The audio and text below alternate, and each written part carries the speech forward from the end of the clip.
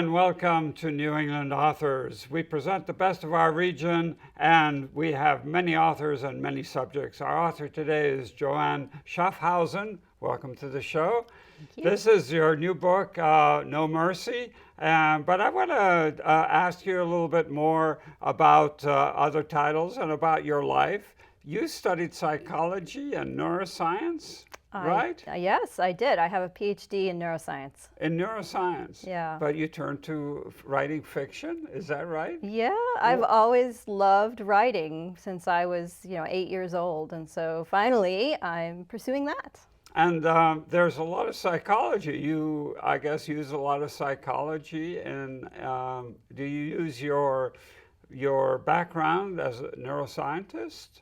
Yeah, somewhat. I've always been really interested in the brain and how it develops and the many ways it can go wrong. I had to take abnormal psychology classes on my path to my degree. Yeah. So I definitely picked up some information along the way that makes it into my books. What did you specialize in? What part of the brain or mental health did you specialize in? Learning and memory, actually. How memory is stored in neurons, in the physical cells. Oh, I see. I see. Alzheimer's too? It's all aiming at how to figure out memory problems in the end, but mine was really short-term kind of memory, like the kind of memory that you would use to remember a phone number long enough to dial it, that kind of thing. Or where you put your keys, right? Yeah, exactly. All right, so your first book here is The Vanishing Season. Mm-hmm. Tell us, that was your first novel, right? Well, it was the first one I published. Yeah, you like everybody else, you write a ton of novels and then you get one published. Yeah, I think it was the 23rd I wrote. Really? Yeah. 23rd? Oh, that must be a record. I don't think it's a record, actually. So tell me, what was it about? We'll get to No Mercy in a little bit. What was Vanishing Season about? So it's about a woman, Ellery Hathaway, who on the eve of her 14th birthday was kidnapped off the streets of Chicago by a vicious serial killer who's kind of modeled a little bit after Ted Bundy.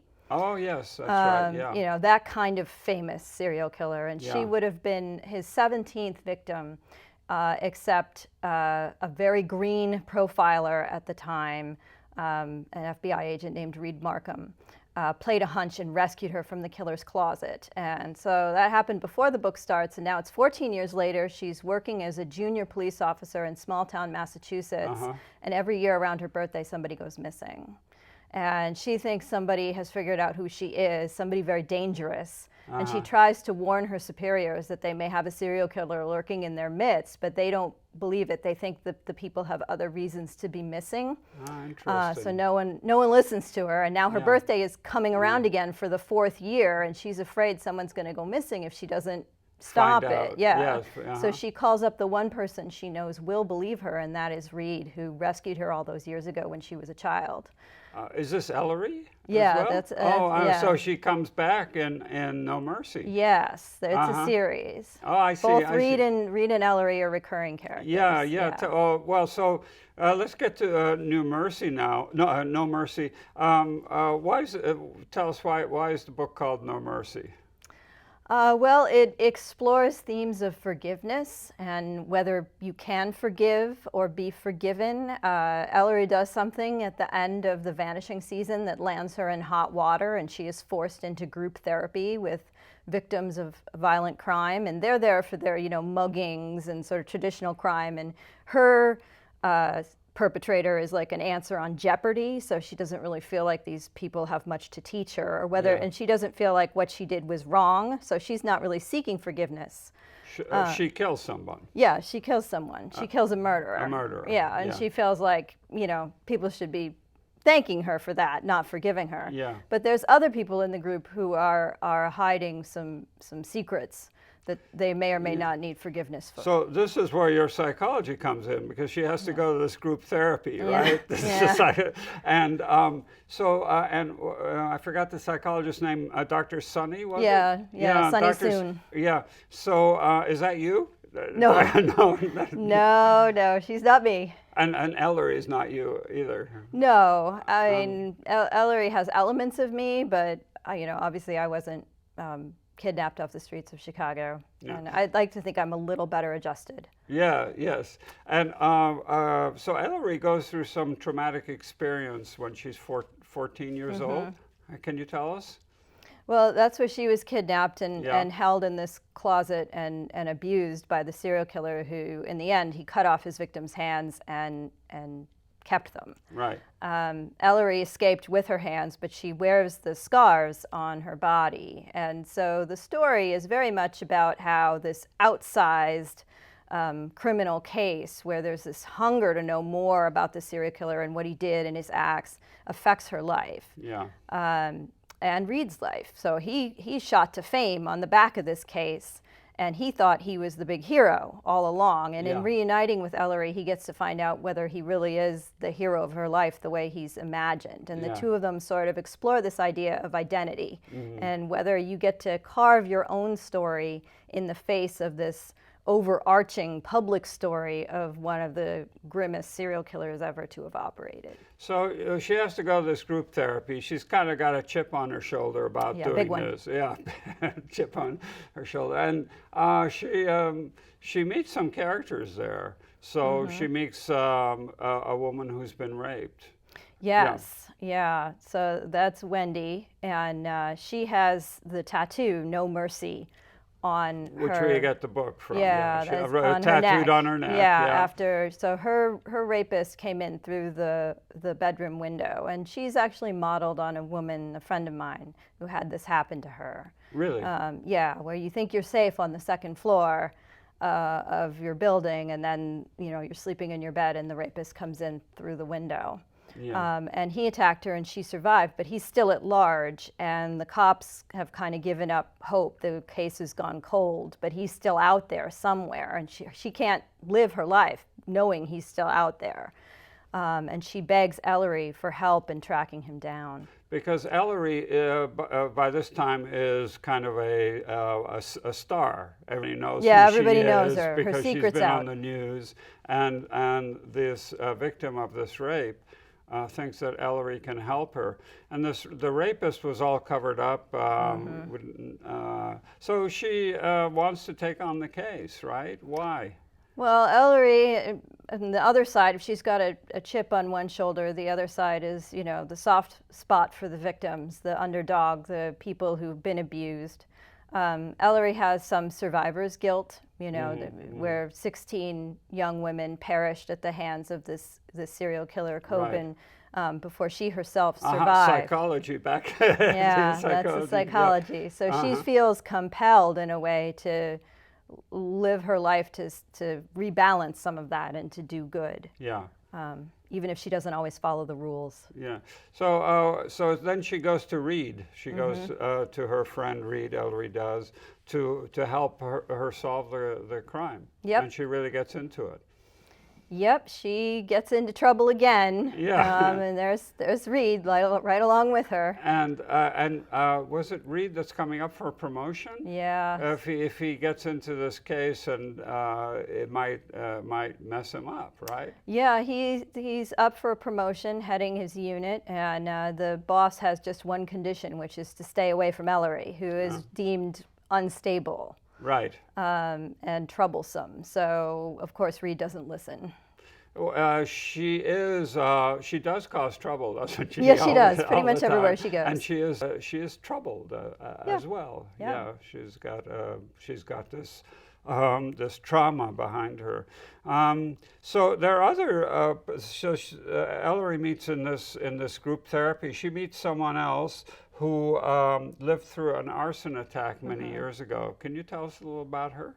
That's Myra, and Myra is an older woman who 25 years ago was in a terrible fire at her family's furniture store. Right. There was an arsonist on the loose at the time, and they thought this was another one of his fires. They believe they caught him at the scene. Yeah. Unfortunately, she was there with her young son, Bobby, and he died in the fire, and Myra was badly burned. Yeah. And she's been going to group therapy ever since. I mean, it's years, decades, and she's still there. Yeah, she has to have her husband help her in. Right? Yeah. She's old and stuff. And Myra, Ellery gets involved in this case as well. Why? Well, she's sympathetic because the arsonist is coming up for possible parole. And the idea for Ellery, her serial killer was captured by Reed all those years ago, and he's on death row now, safely stored away. But she imagines what it would be like to have, that your monster let out of the cage. And so she's sympathetic. But when she starts looking into the case, she has suspicions about whether they got the right guy, and that possibly 25 years have gone by with this man in prison who didn't do it. Yes. In case you're joining us, this is New England Authors. We're talking with Joanna Schaffhausen. Did I get that right? You did. Yeah. Okay. I learned German when I was a kid, but I forgot all about it now. So why is it that Ellery just doesn't believe or has doubts about whether this guy who's been in prison all these years, was he guilty or not? Why does she have this doubt? Well, I mean, because the evidence that he actually set the fire is pretty minimal. All they have is that he was at the scene behaving weirdly. Yes. And the man who rescued Myra from the fire was a passing firefighter, and he saw the blaze and plunged in and pulled her out, and he's actually the one who spotted the would-be arsonist in the crowd too and tackled him. So he's also a big hero. And has built his career on that story. Yeah. But Ellery finds out he shouldn't have been on that street, according to his story. That he said he was coming home from a bar with buddies, but the path he should have taken home from the bar doesn't take him past this store. So his story doesn't add up as to why he was there. And once you start picking at that foundation, the whole thing kind of falls apart. Yeah. So she starts going back in time and starts investigating these two cases, right? The rapist and this case of this guy on death row. Did you? This guy who was the arsonist, who's coming up for parole. Did you have in mind the Innocence Project when you were writing this book, or anything like that? Not specifically, since she doesn't work with the Innocence Project or anything like it in that regard. But it is interesting to me the number of people who have been put in prison for incorrect or falsified evidence, who sometimes spent decades there for crimes that they didn't commit. Yes. So this is a quote from one of your people here. About arson, and it's arson is, quote, committed by angry young men who don't feel in control of their lives. Maybe their mommy didn't hug them enough. Maybe they didn't get a date to the prom. Maybe they've been kicked around their whole lives, and so now they're going to make people pay. They get a thrill out of destroying property that other people value at watching the firefighters scurry around because of the fire they caused. Is this part of psychology makeup that you bring this into your books? I mean, so Reed is a profiler in the story, and so that's his role in these books often, is to talk about the makeup of the perpetrators. But I did research into arsonists and the reasons they commit crimes as part of my research for this book. And indeed, they'll tell you that they're angry. They like seeing the fire go up. For some of them, there's a little sexual thing going on too. But they really like the idea that the firefighters are forced to respond on their own timetable. Many of them are rejected from serving as a firefighter or a police officer or something, and so they like this idea that, you rejected me, but now you have to do what I tell you because I've set all these fires and I have to sit there. I can watch you scurry around and try and put it out. And often, just like people who call in a bomb, the people who start fires, they like to hang around and Yes. watch, Yep. right? That's part of their thrill.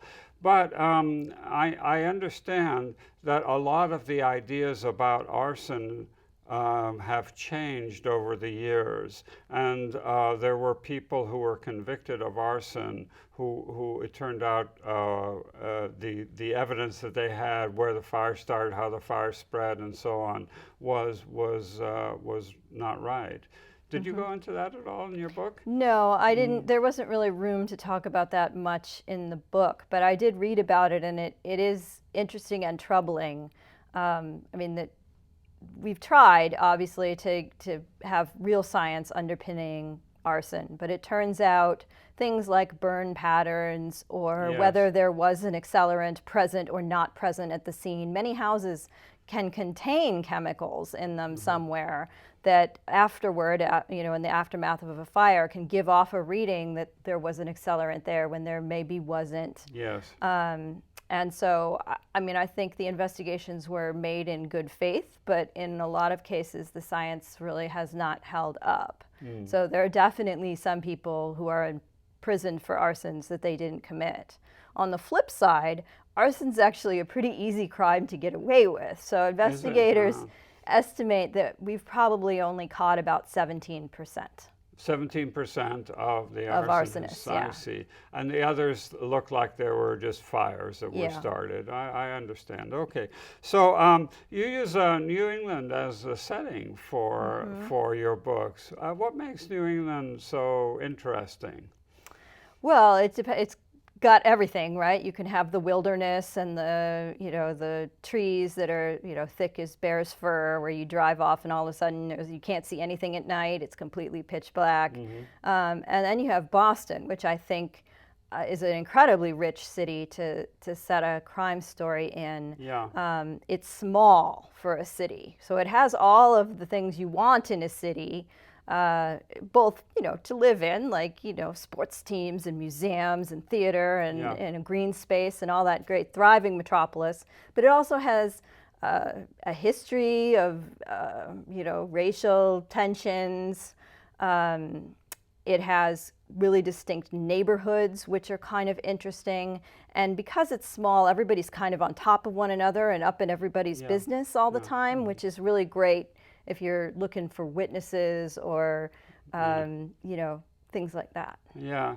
Yeah. So in your books, where do you add your psychological knowledge? How do you add that into your books? Well, Reed gives me a big in because his background is also in psychology. So that's the angle he is always approaching the crime. Reed, by the way, is the FBI. Yeah, he's the FBI profiler. Yeah. So, Ellery is more about let's follow the leads and, look, like what can we tell about, from the crime, about what weapon might be used or where the person's going to strike next. And Reed is more of the, trying to understand why it happened to try to get to the who. Yeah. So Reed would probably have done very well in the group therapy session, as opposed to Ellery, who didn't like to talk about her feelings and like to cut to the chase. He's definitely more touchy-feely, which is kind of a fun flip on the gender, where women are supposed to be more emotive and in touch with our feelings, and the men are supposed to be more taciturn and closed off, whereas Reed's all very open with his feelings, and Ellery is not. So in case you're joining us, this is New England Authors, and we're talking about this great book, No Mercy. I thought it was a very interesting book, and I'm very happy to have read it. So tell me, in your books, what are you aiming for? What do you mean by that? What are you aiming to get the readers to feel, to understand? Well, mostly I want to tell a good, satisfying story. Yeah.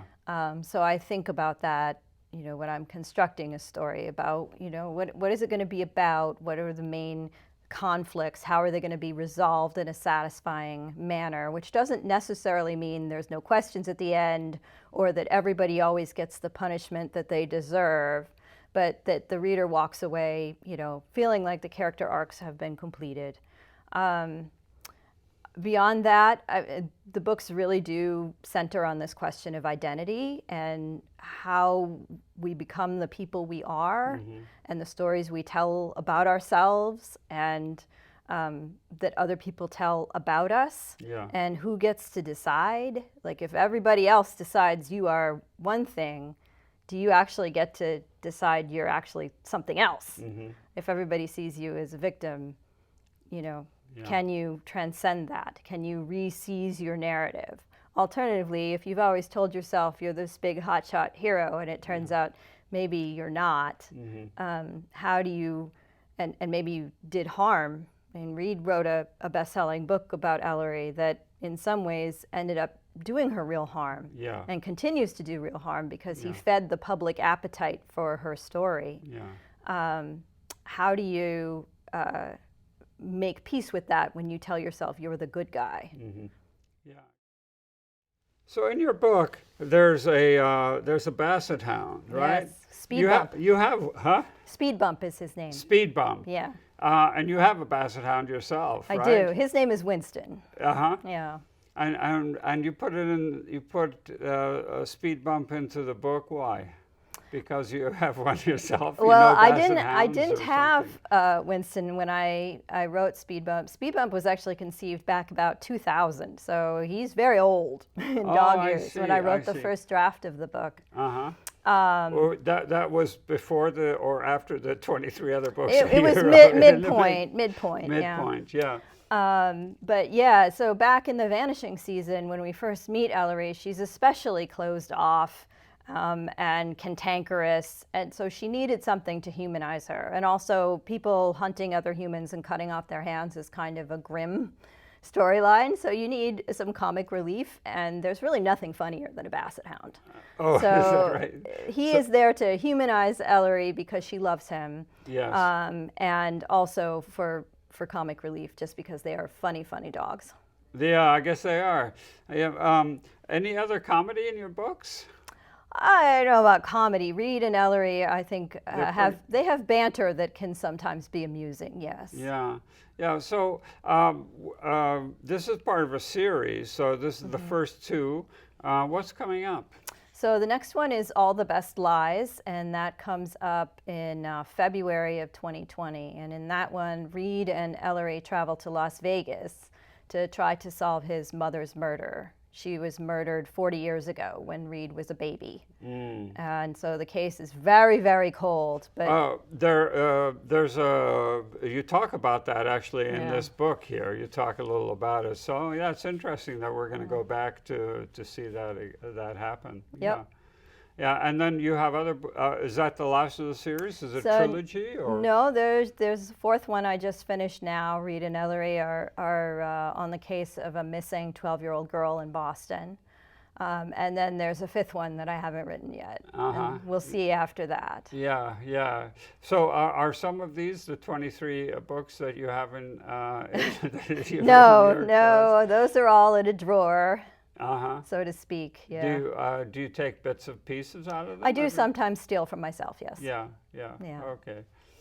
Well, it's really good to have you on the show here, and we look forward to reading it. The book I read was No Mercy, and it's a very good book, and keeps.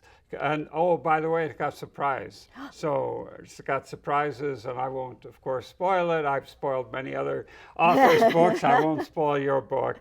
Thank you so much for being on our show. This is New England Authors. We record here in Cambridge, Massachusetts. We're broadcast on stations around the country. If you want to get in touch with us, please do so through your local station. And remember, watch locally. Thank you.